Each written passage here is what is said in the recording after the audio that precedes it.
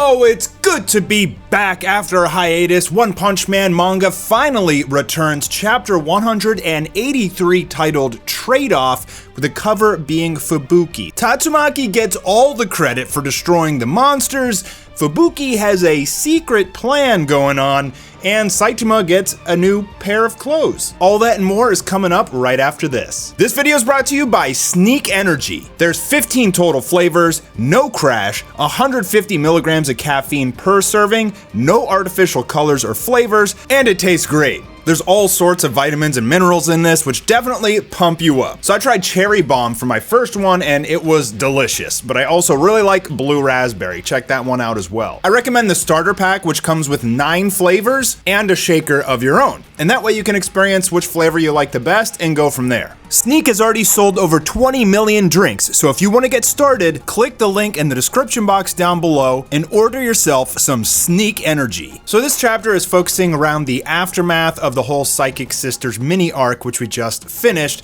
Saitama ended up finally tuckering out Tatsumaki to the point where she passed out, but on the same time there was a whole bunch of monsters, very, very powerful ones, hidden underneath of the Hero Association. So something really strange is going on here. Why is the Hero Association keeping this horde of powerful monsters in the basement? And we get introduced to Mr. McCoy, who we actually only saw once, and that was in the bonus chapter 3, Pork Cutlet Bowl. And we find out that he is basically one of these Illuminati operatives in the Hero Association.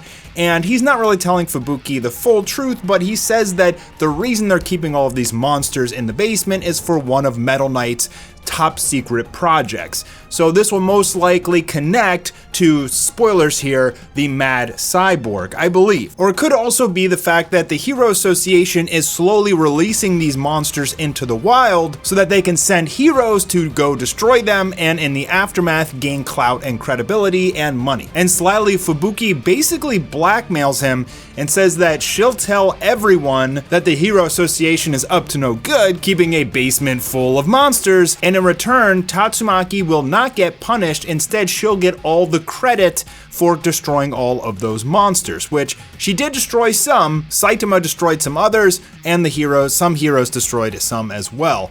But in order to save face and not blame Tatsumaki for all the surrounding damage to the area, they're gonna blame that on the monsters, and they're gonna instead give Tatsumaki, of all people, the clout. What's interesting to me is that King wasn't the one that got all the credit, right? Fubuki also finds Psykos. She was like hidden inside of a monster or something like that, like a big monster head. And as Fubuki's driving by, she just uses her psychic powers and sucks Psykos into the car.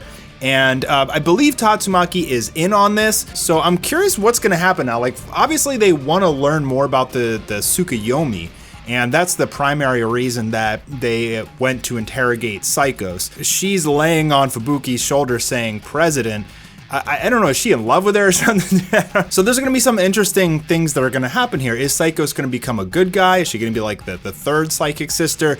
Are we gonna learn more about God and the Tsukuyomi? So potentially the upcoming chapters could reveal some very pertinent information about God and the galactic war on him, which is very exciting material. So the Hero Association goes ahead and they give Tatsumaki all the credit. Saitama is at his house, eating some ramen with Genos, and Saitama's like, "I was the one who stopped Tatsumaki. They're calling me a monster, basically." And Genos is hilarious. He's like, "I'm gonna file a complaint." But as the civilians see Tatsumaki getting praise on screen, they also dive in and cheer because she's so powerful and she can save all of them, or so they think. As usual, Baldy gets no credit for his work.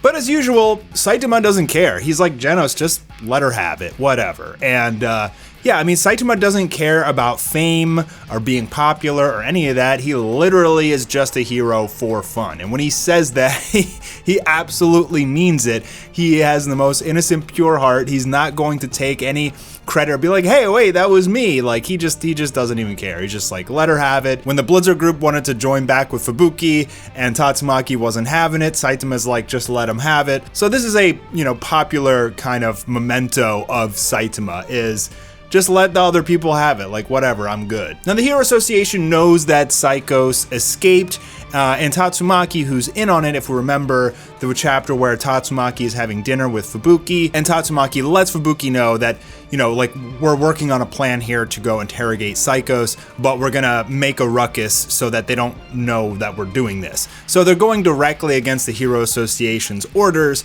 in order to interrogate Psykos themselves because they don't trust the Hero Association fully, and they shouldn't. Tatsumaki makes a power play on the Hero Association saying, let Psykos be my concern, since I did all the damage and, you know, made all this trouble, I'll take care of Psykos.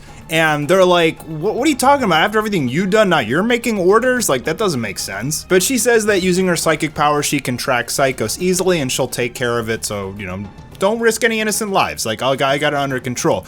But really, this is just manipulation because she and Fubuki want to have a sit down with Psykos and figure out some things about God and the Tsukuyomi. And we see McCoy smiling, like he obviously knows what's up, and she knows what's up. There's starting to be some distrust in the Hero Association. I think that's what they're really trying to push here onto the audience, because, minor spoilers here, very soon we're going to get introduced to the Neo Heroes, unless Murata and One decide to rewrite that, but I doubt they would. And the reason for the Neo Heroes is because people start to lose trust in the Hero Association, kind of like everybody's losing trust in the government these days.